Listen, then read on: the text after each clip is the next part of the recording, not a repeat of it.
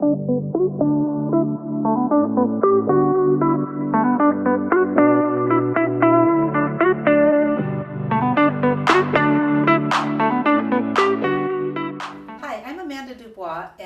welcome to the Ripple Haven interview series. I got this idea to do the Ripple Haven interview series when I was talking to a friend of mine, and I realized what a huge impact that she had had on the world.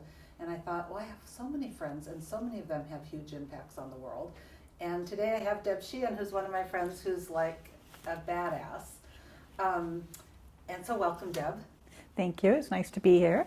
So Deb was super helpful. My third book, Unshackled, is about moms in prison. And part of what I had to do in order, I have a lot of friends who were moms when they were in prison, but part of what I had to do when I was sort of researching for the book was actually talk to you guys about the details of what it was like to be in prison when you've got children on the outside, and how a woman can manage being a mom and being locked up at the same time. And Deb was really, really helpful to me in that regard while I was writing the book, and you read a lot of versions of the book and gave me tons of I mean, we're talking about down to they don't wear brown uniforms, they wear blue uniforms, and the lock on this gate, you have to go through 2 gates before you get in instead of 1 gate. It was very, very detailed. So all of the details of life in WCCW, Washington Correction Center for Women. Washington Correction Center for Women.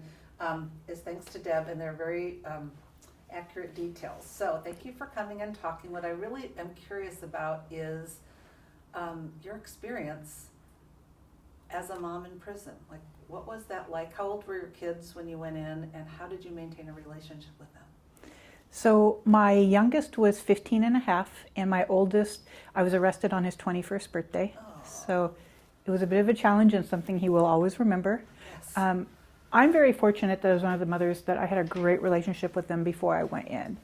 And so I was able to maintain that, even though my ex-husband and we had got divorced while he was inside. But he would not fill out the paperwork for my youngest to come see me. Like, he visited me in jail, but would not fill the paperwork out for him to come see me in prison. So I went like 3 years without actually seeing him. It wasn't until he turned 18, could do the paperwork, and my oldest son brought him and his girlfriend. And so it was hard. I didn't even have anyone putting money on my phone so I could call and talk to him. So let's back up, because people might not know what putting money on your phone means. Okay. That's good. Yeah. So while you're incarcerated, in order to call out, someone has to put a money in this account. Someone on the outside has to put money on the account so that you can call your family. If you were somebody in prison who didn't have anybody on the outside who could ever do that, for like no family, you would just be in prison with no ability to make a phone call? That was pretty much me, because I didn't ask my family for anything. And so until they got to the point, yes. So the answer is yes. If you have no one putting money on, you're not calling anyone. You could call them collect, but it's a matter of whether they would answer or not. You don't know. And so you had that possibility, but when sometimes it says it's someone from the Department of Correction and they have the opportunity to answer, and not everybody will. But I was still going through a lot of shame and embarrassment, and so calling and asking for things from people, I put myself there is how I kind of felt, so calling and asking for those things was really hard to do. And it wasn't until my friend Bernadette, I actually met her inside there, and she got out way before me, and she started putting money on my phone, and that's how I was able to call. So it was a girlfriend from prison who Correct. Helped you financially. She helped me by putting money on my phone. And what else do you need money for when you're inside prison? What do they not provide you with? They don't really provide you with anything. I mean, you get your 3 meals a day, which meals is kind of a questionable thing. Like, is it really a meal? It was something that most people probably wouldn't feed anybody. It was kind of a slop, but you just barrel through and that's all you have. Or if you wanted to, and they'll give you the basic hygiene, little tiny horrible little things that don't last very long if you're indigent. But once you have a job there for the inside prison, where they pay you how much? At that time it was 42 cents an hour. So I was getting like $50 a month to buy all my hygiene. I'm a coffee person, needed coffee. So hygiene and coffee pretty much cost me, I didn't have extra for food, to buy extra food, because you can on Canteen. But for me it was your hair care products, body wash, just all the basics that cost, where you pay would get them from the dollar store there. They're like $3 or $4 a piece. So it's So they jack up the prices hugely. in addition to. hugely. And so that 50 was just covering that for me. This is a personal question, but Yeah. tell me about menstrual products, because I've heard mixed things about that. Is that difficult So- to get inside? They'll give you, when I was there, they didn't give you tampons. Since then, they have put those on there. It was just the pads, and depending, they used to go through different things to see what would work, but they'd give you 30 a month. I don't know, like, they're horrible pads, so you're going through those pretty quickly. I went through menopause when I was in there, and that was not a fun situation to go beg for pads from the officer. There's a male officer, and you got to go there and hope that he's willing to let you have some pads. It's kind of a humiliating process. Even then, like, I don't know how graphic you want me to get, but when you're talking about when I did have people come, or we went to events, you'd have to get strip searched out. Now they have a scanner, but it was strip search, and even if you're in your period, you're getting totally naked. Doesn't matter. So I don't mean to be graphic, Well, but no, I think people are curious about it was that, and it's a not. It wonderful was a thing. We put- humiliating experience. So now they have a scanner. Now they have a scanner. It just takes a lot longer, but that again, it also shows faults a lot, and if you get faults, then you get pulled aside and have to get searched then.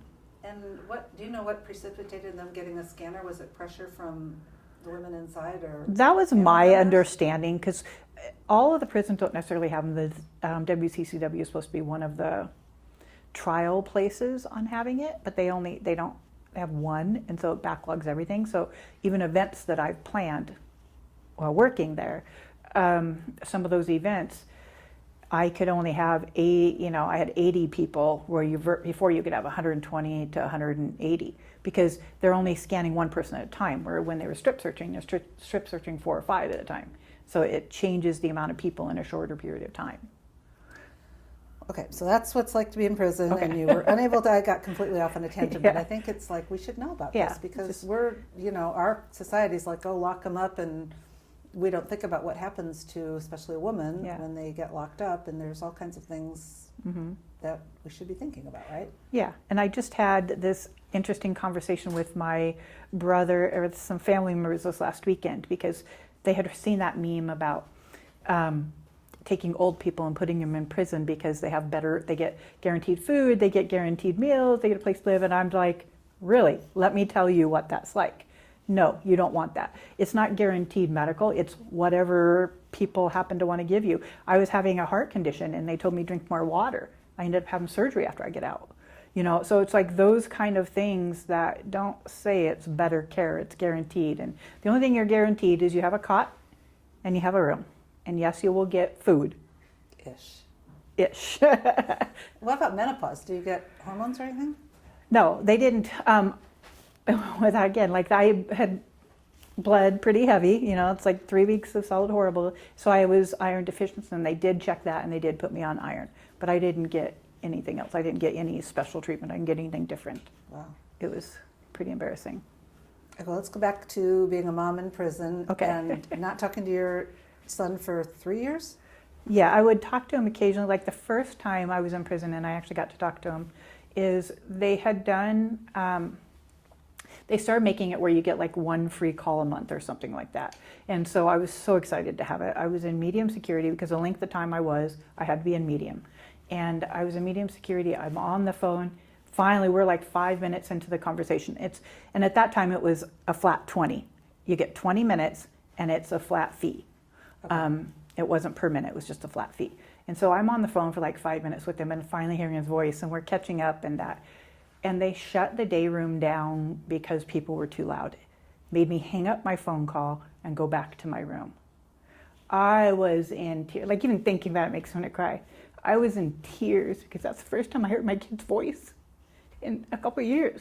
And so I went back, and then once the sergeant finally cleared it, I went to him and I just like freaked out on him. And he ended up using his phone to let me call my son and talk to him for another 5 to 10 minutes. So I do appreciate The that. officer did? Yeah, Oh. because like I didn't have a chance to talk to him.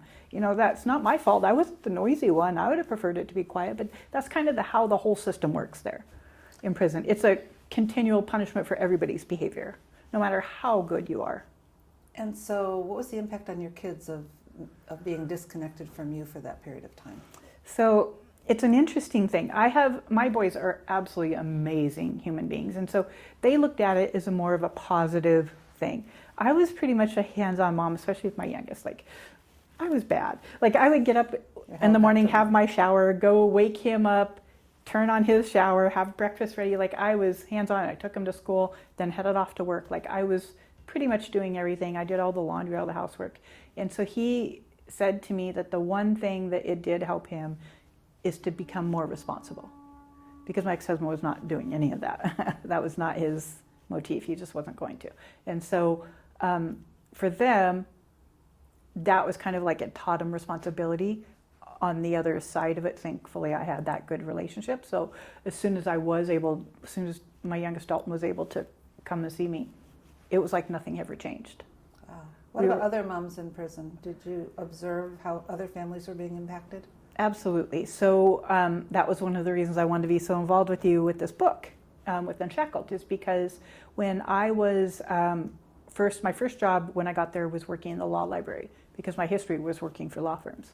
And so I started working in the law library, and I started to see one of the other people there that was working there with me. She wanted to do more family law things and help them with their family law.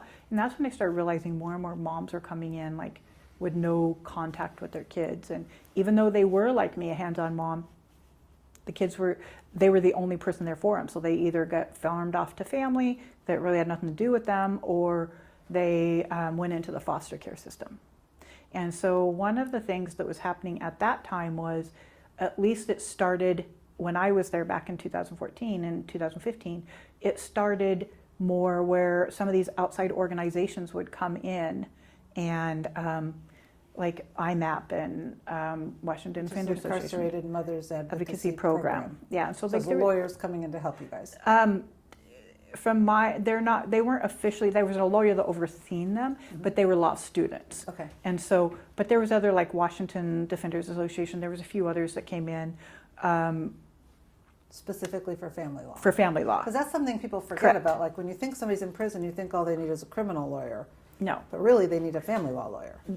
They need family law, they need civil law, they need the whole spectrum. And they're not getting any of it, because the only guarantee through legislation is that if you, especially for family law, if you have a CPS case, you will get help in prison. Not saying it's great help, but you will get help. You're allowed then, they have to make sure that you make it to all of your hearings, that you have to allow you a court-appointed attorney. Like, there's supposed to be certain things happening. I'm not saying they are, but that's the guarantee through legislation. If you've been a great mom and never had CPS involved, you get no help. But your children are still on the outside without They're still a mom. on the outside, and they don't understand what's going on. I mean, to kids, most kids everybody else think of your own kids. Like, they don't understand what's happening. All of a sudden, my mom's there, and now she's not. She must not love me anymore. And they start internalizing that. And so that was part of why I also, earlier this year, in April, had went and spoke in front of Superior Court law judges, family law judges and juvenile. And that was one of the things I was trying to get their acceptance on, is when they're passing down or they're having these hearings for family law with mothers that are incarcerated. Understand the barriers of why. It's not that these mothers don't want to participate. Sometimes they're not even finding out that hearing's happening until after it's already happened. You know, or they don't have. That's going to impact their parenting. Correct. Right? Like they could lose their child. 100%. They're going to tell them. And they're not going to tell them. And so, you know, and I won't necessarily blame DOC. I think it's just that there's no policy, there's no peer way of making sure it's happening all along the way. There's no one guiding that process. They have someone that's supposed to be helping with the CPS ones, but they have no DOC employee that helps completely with that. So that's become a passion of yours, and let's Correct. talk about, then you get out of prison and you start getting active in the legal community and in the post-incarceration community, and you also went to college. Correct. So talk about that a little bit. While fortunately I worked for you and your family law firm, I appreciate that. Is super fun. And so at the same time I was working for you is when I was finishing my own degree, because once I got out, before I got out, I did a lot of self-reflecting, and I was realizing, like, if I hadn't gone to prison, I probably would never, I could say I wouldn't have finished my degree. But things changed. I started seeing how wrong things were in there, things I wanted to change. legislation, laws, different things, how DOC policies, different things like that. And so I figured, the best way to do that, to get people behind me, was to get that degree. To people to actually listen to me, I had to have that degree. And so do you won a big award? I know when you were working in our office as a paralegal, you were the student, or what was my senior year, I went to Central Washington University, but I did it all online, but we still were, it's active, it was interactive, because it was also during COVID time. And I had a wonderful advisor that she also had created a panel. She had me create a panel with other formerly incarcerated and talk to all of the students there and stuff. And so she nominated me for Student of the Year and for my senior year. And it was for Puget Sound, but there were probably 1,200 seniors at that time. And I read the letter that she did, and I almost started crying, like, who is this person? Like, it didn't feel like me. It felt like, it was kind of like, wow, this person's pretty cool. But I never felt that way. And so I was so excited. I was thrilled that she even nominated me. And then shortly later, I actually was chosen. I got the award for the Student of the Year.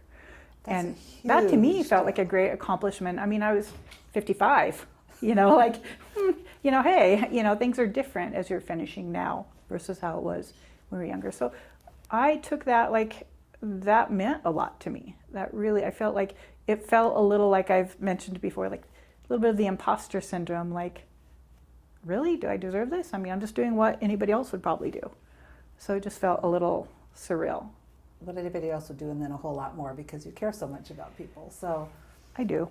So then let's talk a little bit about your career since you've been out of prison. You've worked for my office for a little while while you got your feet under you. Correct. Because our office, we recruit formerly incarcerated employees. Very much so. Really, I've told everybody. And then you guys get your feet under you, and then a lot of you who come to our office end up launching off into a career that's more appropriate for you. So you ended up going where? So then I ended up going to FEPS, which is Freedom Education Project Puget Sound. They're the ones that do an AA and a BA program inside the same prison I left, in WCCW. Okay. And so you did what for? I was the program operations manager, so I basically ran the whole program there. And when I went down to see you, and we went in and talked to the women about, I think we had a reader, what do you call it? Your book, yeah, it was. We did a little book. And you had the keys. Yeah, it felt really weird to be able to have the keys to every building, every door, to be able to have access, a badge that allows me just to walk in and out of the same gates I couldn't even come close to before. What was that like? Very surreal. It felt very, like, it took me a little while to realize, like, this is okay. There's red lines that you have where you can't pass. And it was hard. I would come up to them and realizing, like, take that step over, like, I can go across that line now. It was but it really was, the hardest part about working there was when I leave, and I'm leaving all the people I know behind. I'm leaving people. So you still have friends inside? Yes. I knew I had only left there in September of 18 and started working there in February of 23. And so I still had lots of people I knew there, like they knew me. And then when other people would find out, hey, you used to be here, it was kind of like motivating for them, to see that. So yeah, it really was. And connecting with the other mothers I know that are there that are still having challenging situations with their parenting and kids going into foster, and just kind of reconnecting with them. And that's where I want to be able to start helping you with your book and making those connections. So talk a little bit about the ripple effect that you have. I know you don't think you do, but yeah, you impact, like when you're working at FEPS or you're talking to judges. So let's just use the judge talk as an example. Mm-hmm.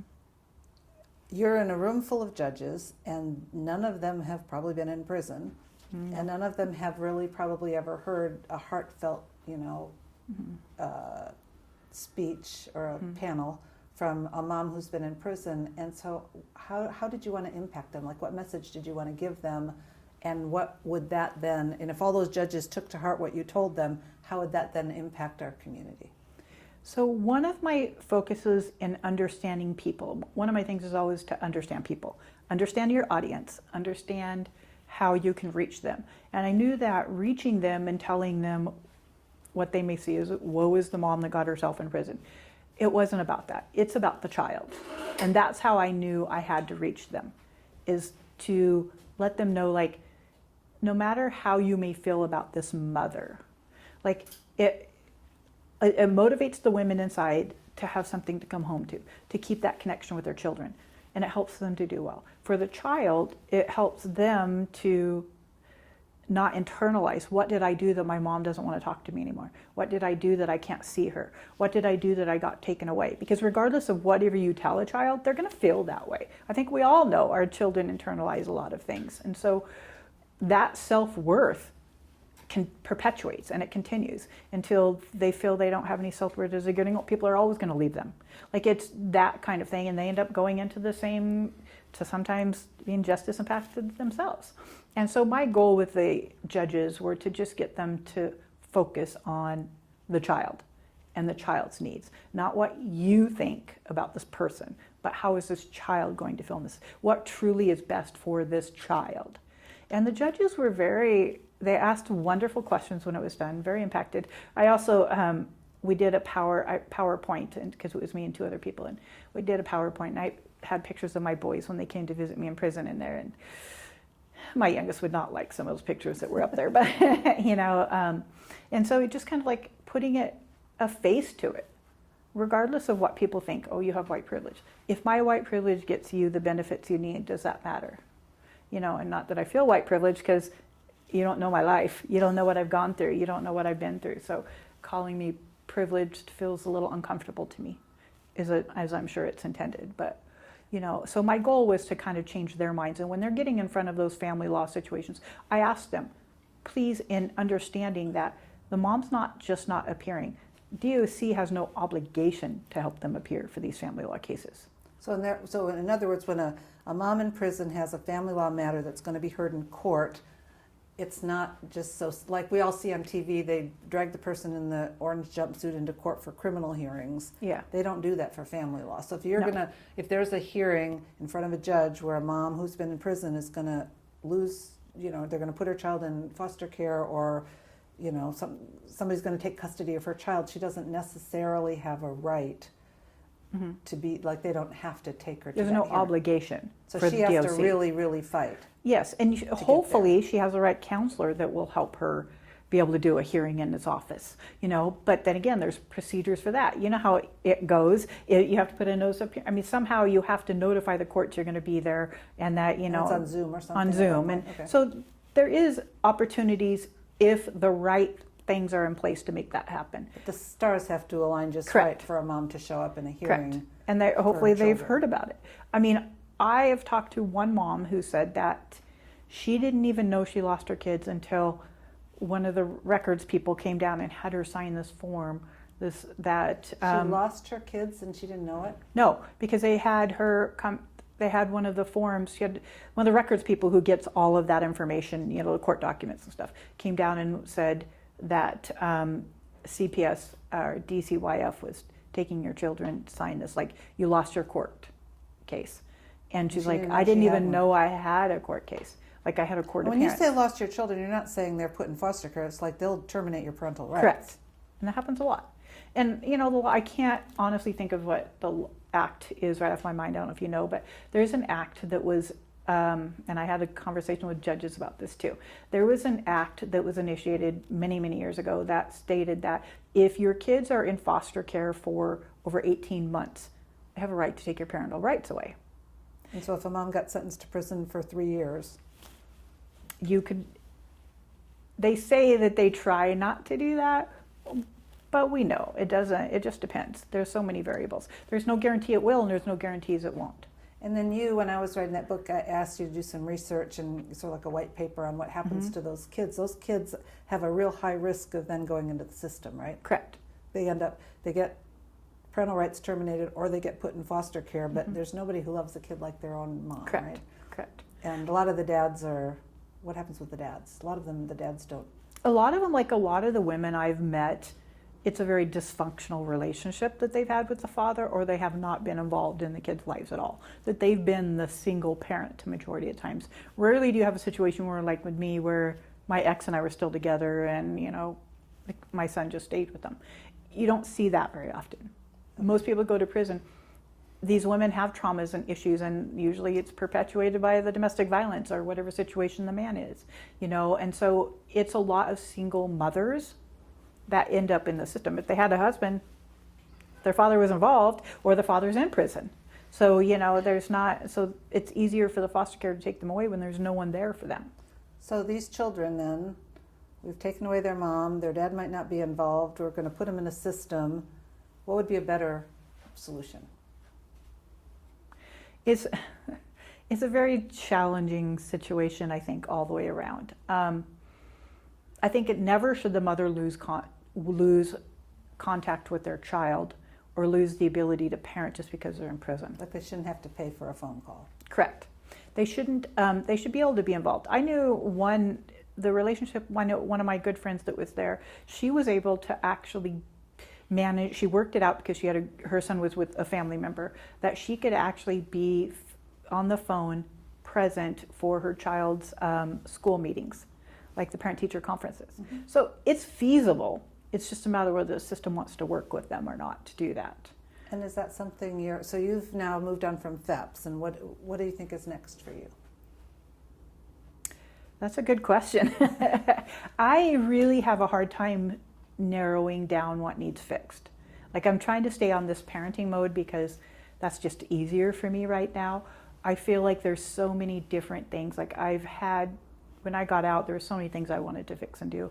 And part of like being in FEPS and going in the prison so many times, I just realized the barriers from headquarters is so strong.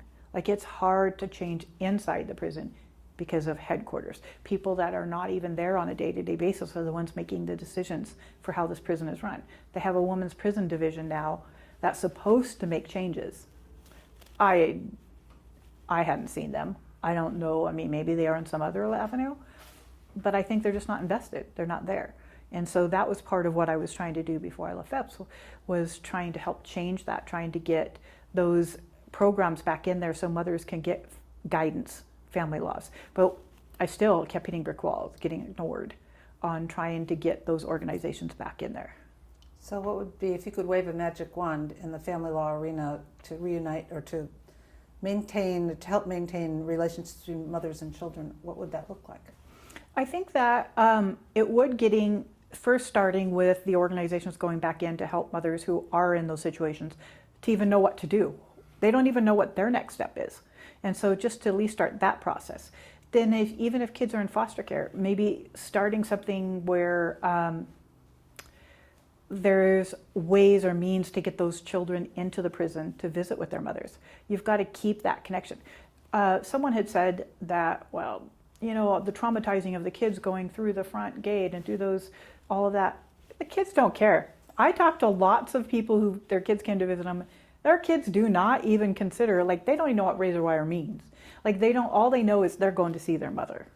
So, that's what needs to be focused on. So for me, one of those things would be getting that more connection, getting organizations out there to help with a organization to help pick up the kids and bring them in to see them, whatever that may be. Because if the foster system is too overloaded to be able to facilitate that, have something else that can facilitate to keeping that connection going while the paperwork is being done. Like, it shouldn't be first this, then that. It can't be that. Once you start losing that connection with the kids and the moms, you're already starting to do damage to that child. You're already starting to make them question, like, okay, she doesn't want to see me, how's that going? And so when you're talking a couple years down the road, what damage is already done? What kids are teasing them? What's happening? that situation. I think that it needs to be almost from the get-go. Well, and speaking of that, I know in most places when a person is arrested, so say a mom gets arrested, the arresting officer doesn't say, do you have a child? Yeah, that's so not even. The mom just gets shushed up into the system and goes into jail where they may or may not be able to make bail. And they might have a couple of kids out here, but there's no contact or there's no communication. And then maybe the police are going to pick up these children. Maybe they're going to go in foster care. But if an arresting officer just said, do you have children, and who should we call, and where can they go, and can we make sure that the transition for them, I mean, just starting right there would be. Yeah, definitely. For sure. And I think that is part of it too. They have what's called FOSA that you can get in court. It's family, oh my gosh, I can't tell you. But it's trying to keep the mothers on-home monitoring at home with their kids. But it's still a process, and not everybody qualifies. And so it's kind of like trying to open that door a little bit, to be a little more leadway. That was how I had met Jeannie Darnell. Way back when I was there, I was on a panel with her with FOSA. I cannot believe I don't remember what it is. Okay.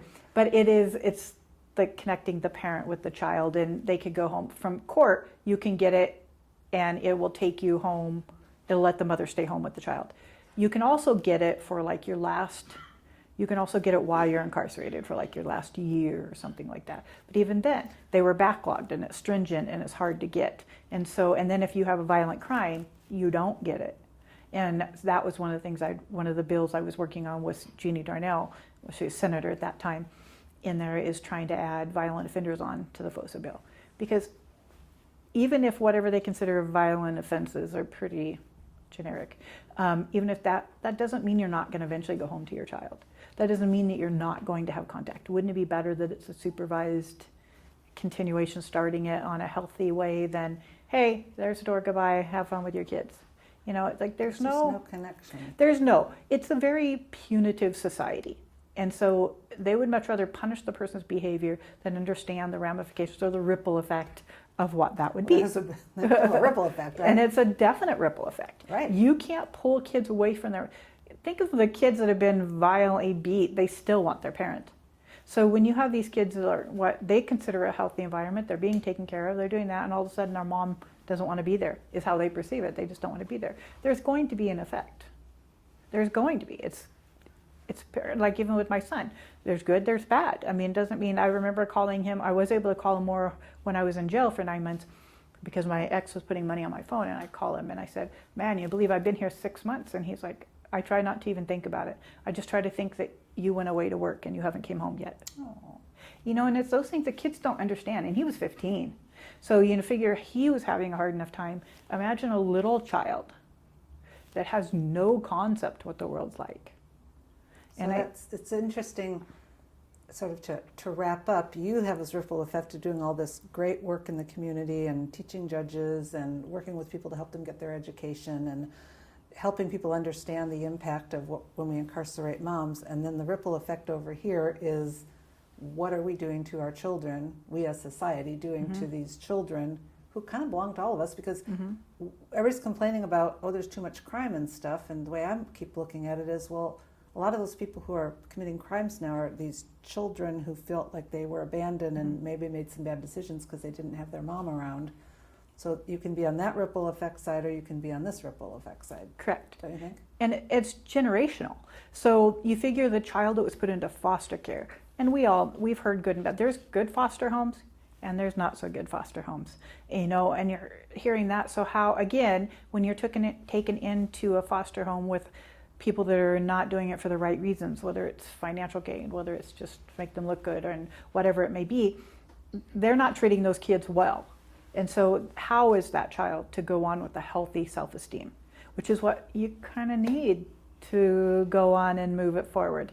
And so, yes, we are creating that ripple, and we're perpetuating generational criminals, so if you want to say a better word. Which side of the ripple effect we're going to be on. Either we're going to try to figure out a solution to this like you are working on and make a ripple effect in that world, or we're going to continue as we are and continue the ripple effect we've got here. So thank you so much it's so interesting to hear your perspective on this. And I really appreciate so much for the help that you gave me on the book, because it made it much more accurate. So thank you. I'm excited about it going out. This is another one, you guys. Like, all of these interviews are amazing, and Deb is amazing, and I'm really grateful that you came and shared your story with us.